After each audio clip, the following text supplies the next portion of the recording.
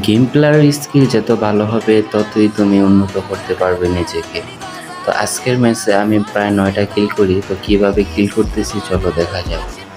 তো আমার 5 কিলটা ওই জায়গায় ছিল। আমার সেকেন্ড কিল হচ্ছে এটা, আমার টিমমেট সবগুলো মারা যায়, তো আমি এই জায়গায় আমার টিমমেটগুলো রিভাইভ দিই।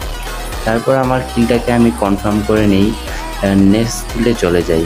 এই জায়গায় ঝুন আসতেছে, তো অনেক লং থেকে আমি একটা এনিমিকে মেরে দিই। মেরে দেওয়ার পরে কিলটা কনফার্ম করে নিই। আমি ঝুনের মাঝখানে ছিলাম, আমার টিমমেট একটা মরে গেছে, ভাবছিলাম যে রিভাইভ দিব, পরে আর রিভাইভ দেওয়া হয়নি। দেখি গাড়ি দিয়ে একটা এনিমি যাইতেছে, পরে ওটারে মেরে দেই। নেক্সট আরেকটা এনিমি আসছিল গাড়ি দিয়ে, ওটাকেও নক করে মেরে দেই। আর 5 নাম্বার কিল শেষ। 6 নাম্বার কিলে একটা এনিমি ঝুনে গেছিলো, তা ওটাকে মেরে দেই। এই জায়গায় আর এনিমি ছিল 9 জন, এখান থেকে আমি একটা মেরে দিই, একজন আমাকে নক করে দেয়।